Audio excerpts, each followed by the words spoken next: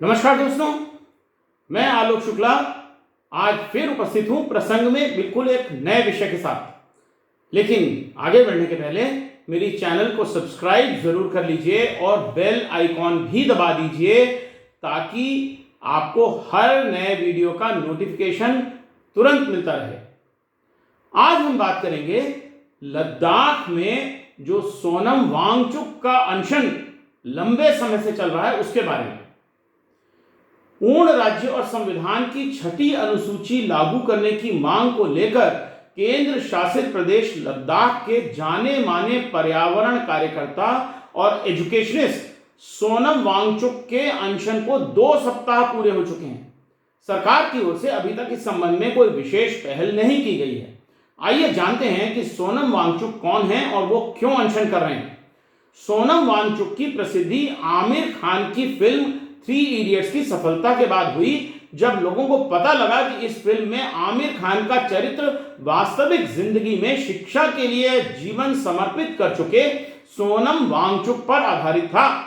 उसके बाद social media में सोनम वांगचुक पर काफी आलेख और वीडियो आए और लद्दाख के बर्फीले पहाड़ों और वादियों में शिक्षा में उनके काम की बहुत सराहना हुई। हाल ही में सोनम वांगचुक एक बार फिर से चर्चा में हैं, परंतु इस बार उनकी चर्चा उनके द्वारा किए जा रहे अनशन को लेकर हो रही है। उनके इस अनशन को लद्दाख में व्यापक जनसमर्थन मिला है। उनके अनशन के 14 दिन पूरे होने पर YouTube की चैनल द खबरदार न्यूज पर creative commons attribution licence reuse allowed के अंतर्गत उपलब्ध इस वीडियो को देखिए। वीडियो का लिंक मैं डिस्क्रिप्शन बॉक्स में दे रहा हूं। ऐसा लग नहीं रहा है मुझे कि मैं 14 दिन से बिना एक दाने अन्न के 1000 लोग आज एक दिन के अनशन पर। आज मेरे 14वें दिन के अनशन का अंत है। लद्दाख में सोनम वांगचुक की भूख हड़ताल 15वें दिन में प्रवेश कर गई। उनकी मांगे क्या है? कारगिल डेमोक्रेटिक अलायंस केडीए ने मंगलवार को प्रसिद्ध शिक्षा सुधारवादी सोनम वांगचुक के साथ एकजुटता दिखाते हुए बुधवार 20 मार्च को आधे दिन की आम हड़ताल का आह्वान किया, जो राज्य की मांग को लेकर 6 मार्च से लेह में भूख हड़ताल पर है। केंद्र शासित प्रदेश लद्दाख के लिए 6ठी अनुसूची के तहत संवैधानिक सुरक्षा उपाय 0 से नीचे तापमान का सामना करते हुए पर्यावरणविद सोनम वांगचुक ने लेह स्थित शीर्ष निकाय और कारगिल डेमोक्रेटिक अलायंस केडीए के संयुक्त प्रतिनिधियों के बीच बातचीत के बाद अपना जलवायु उपवास शुरू किया, जो 4 सूत्री मांगों के समर्थन में आंदोलन का नेतृत्व कर रहा है और केंद्र सरकार पर हमला बोला है। जुले और नमस्कार, आज मेरे 14वें दिन के अनशन का अंत है और यहाँ मेरे साथ कोई 1000 लोग आज एक दिन के अनशन पर थे। आप में से बहुतों ने मेरे बारे में चिंता की और पूछा है मेरे स्वास्थ्य की हालत। वैसे ही यहाँ लद्दाख में बहुत से लोग आकर मुझे अनशन तोड़ने के लिए बार बार कह रहे थे। आप सभी से मैं ये कहना चाहता हूँ कि मैं बिल्कुल स्वस्थ हूँ। बिल्कुल ऐसा लग नहीं रहा है मुझे कि मैं 14 दिन से बिना एक दाने अन्न के सिर्फ पानी और नमक पर जी रहा हूं, मगर ये सच है। एपेक्स बॉडी लेह और कारगिल डेमोक्रेटिक अलायंस सामाजिक, धार्मिक और राजनीतिक संगठन हैं जो लद्दाख की 4 मांगों को लेकर अपना आंदोलन चला रहे हैं। कंपकपाती ठंड और 0 से नीचे तापमान के बावजूद उनके प्रदर्शन में हिस्सा लेने वालों की तादाद लगातार बढ़ती जा रही है। बीती 3 फरवरी को भी लेह में 6ठी अनुसूची को लागू करने की मांग को लेकर कड़ाके की ठंड में एक बड़ा प्रदर्शन हुआ था, जिसमें हजारों लोगों ने भाग लेकर केंद्र सरकार के खिलाफ अपनी नाराजगी जाहिर की थी। संविधान की 6ठी अनुसूची के अलावा पूर्ण राज्य की मांग, लद्दाख में एक और संसदीय सीट को बढ़ाना और पब्लिक सर्विस कमीशन को लद्दाख में कायम करने जैसी मांगें भी इनके आंदोलन में शामिल हैं। 19 फरवरी 2024 की बातचीत से कुछ समय पहले केंद्र सरकार ने एक हाई पावर्ड कमेटी का गठन भी किया था। बातचीत के ये दौर 19 से लेकर 23 फरवरी तक चले। फिर 4 मार्च को एक बार फिर बातचीत हुई, लेकिन कोई सहमति नहीं बन पाई। 6 मार्च को लेह के कई धार्मिक संगठनों ने लद्दाख में बंद का आह्वान किया। केंद्र सरकार ने इस दिशा में बातचीत विफल रहने के बाद वांगचुक ने अपना अनशन 6 मार्च को शुरू किया। सोनम वांगचुक ने कहा है कि उनका अनशन कई चरणों में चलेगा और पहले चरण का अनशन 21 दिनों का होगा, क्योंकि महात्मा गांधी ने भी सबसे लंबा अनशन 21 दिनों तक किया था। वांगचुक ने दावा किया है कि खुले मैदान में करीब 2000 लोग उनके समर्थन में प्रदर्शन कर रहे हैं। लद्दाख के लोगों की अनेक शिकायतें हैं। पहली शिकायत सरकारी नौकरियों को लेकर है। लोगों का कहना है कि केंद्र शासित प्रदेश बनने से पहले लद्दाख के लोग Jammu Kashmir public service commission में गजेटेड पदों के लिए अप्लाई कर सकते थे, लेकिन अब यह बंद हो गया। वर्ष 2019 से पहले नॉन गजेटेड नौकरियों के लिए Jammu Kashmir service selection board भर्ती करता था और उसमें लद्दाख के उम्मीदवार भी होते थे, लेकिन अब ये नियुक्तियां कर्मचारी चयन आयोग की ओर से की जा रही हैं। ये आयोग एक संवैधानिक निकाय है जो केंद्र सरकार के लिए भर्ती करता है। अलग केंद्र शासित प्रदेश बनाने से लेकर आज तक लद्दाख में बड़े स्तर पर नौकरियों के लिए नॉन गजेटेड भर्ती अभियान नहीं चलाया गया है, जिसको लेकर लद्दाख के युवाओं में गुस्सा है। दूसरी बात यह है कि लद्दाख के लोगों को उम्मीद थी कि केंद्र शासित प्रदेश बनने पर लद्दाख को विधानमंडल भी दिया जाएगा, छठी अनुसूची के तहत सुरक्षा भी दी जाएगी। बीजेपी ने साल 2019 में अपने चुनावी घोषणा पत्र में और लद्दाख हिल काउंसिल चुनाव में भी लद्दाख को राज्य का दर्जा और छठी अनुसूची में शामिल करने का वादा किया था। लोगों का आरोप है कि बीजेपी अब इन वादों से मुकर रही है। इन सभी बातों पर सोनम वांगचुक के साथ एक विस्तृत साक्षात्कार YouTube की channel smarter with Abhi and Niyu पर creative commons attribution licence reuse allowed के अंतर्गत उपलब्ध है। वीडियो के कुछ अंश मैं आपको दिखा रहा हूं। वीडियो का लिंक मैं डिस्क्रिप्शन बॉक्स में दे रहा हूं। There has been a lot of anger in different groups of people, and in democracy you raised a very important point that sometimes we question whether democracy works or whether it doesn't, and unless somebody raises their voice for what they truly believe in and what they truly want, nobody is going to listen. So what is it that you want right now, or what is it that people of Ladakh want right now that they are raising their voice for? Okay, these days, every Ladakh, almost every Ladakh, their minds are full with safeguarding the Himalayas and the Ladakh part of the Himalayas. This is a very fragile ecosystem which can support only few, hundred thousands of. It's really a desert, almost another planet. Right. So people want to safeguard that region, and luckily, very luckily, there is a provision in the Indian Constitution called the 6th schedule of Article 244, which gives indigenous people in the mountains or hills the right to decide their own development progress. People of Ladakh expected, when they became a union territory, for which they are ever grateful, but they expected that while becoming a union territory, the mountains will be safeguarded from, say, mining, from, say, big chains of hotels, or big migration of large populations which it cannot support. And they, of course, made a representation to the government that now we should get this safeguard because we more than qualify. Normally, it is considered like if a region has 50% indigenous tribal population, then it can. Ladakh has 97% indigenous tribal population. And the government, on its part, didn't say no. They had various meetings in different ministries. Okay. Saying, yes, we will safeguard Ladakh under the 6th schedule. The government or the ruling party made promises, not verbal. They made written promises in election manifestos where they kept this issue as the top 3 on their agenda. And based on that, people voted heavily and they formed governments.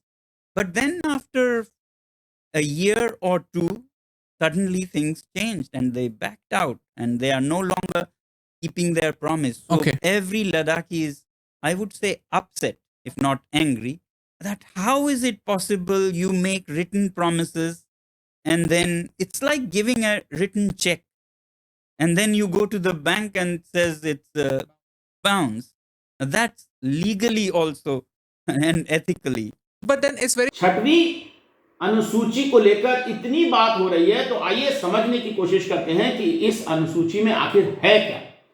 छठी अनुसूची में संविधान के अनुच्छेद 244(2) और अनुच्छेद 275(1) के तहत विशेष प्रावधान है। छठी अनुसूची असम, मेघालय, त्रिपुरा और मिजोरम राज्यों के जनजातीय क्षेत्रों में लागू है। छठी अनुसूची में जनजातीय क्षेत्रों में स्वायत्त जिले बनाने का प्रावधान है। इन स्वायत्त जिलों को विधायी, न्यायिक और प्रशासनिक स्वायत्तता मिलती है। अगर किसी जिले में अलग अलग जनजातियां हैं तो कई ऑटोनॉमस डिस्ट्रिक्ट बनाए जा सकते हैं।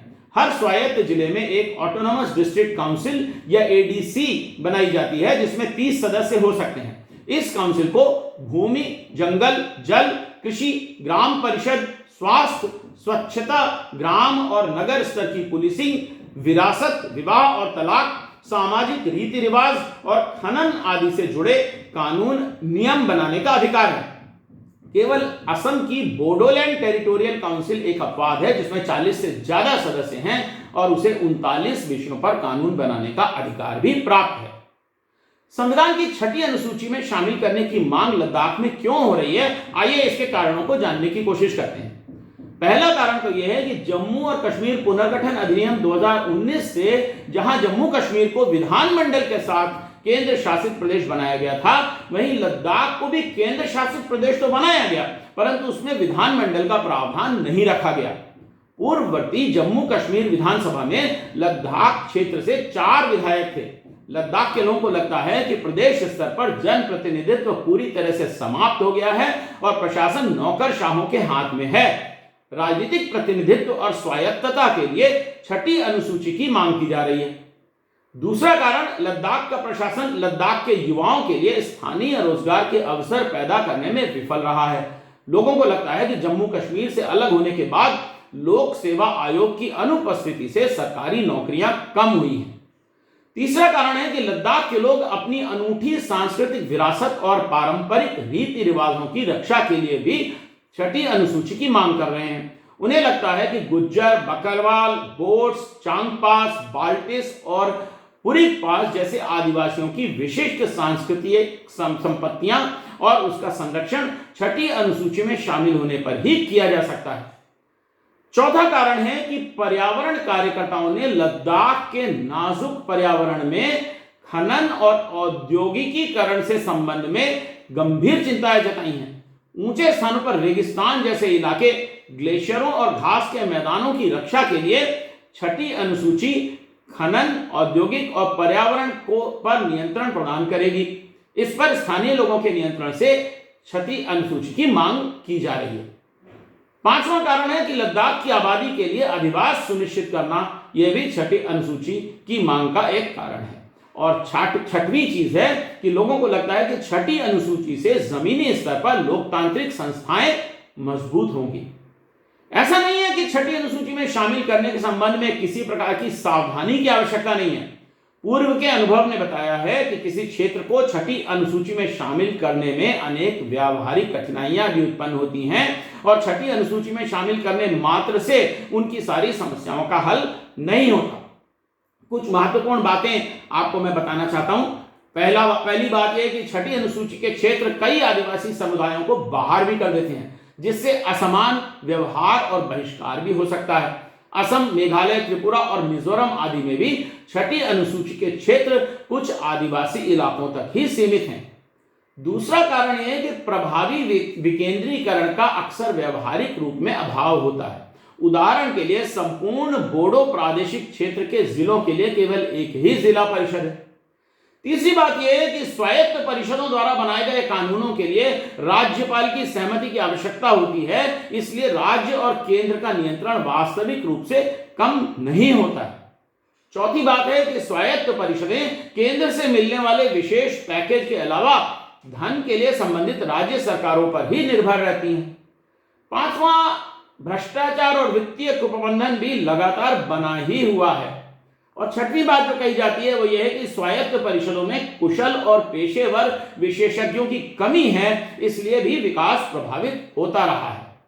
सातवीं बात जो कही जाती है, इनके खिलाफ वो यह है कि अधिकांश स्वायत्त परिषदें प्रथागत कानूनों को संहिताबद्ध करने में असफल रही हैं।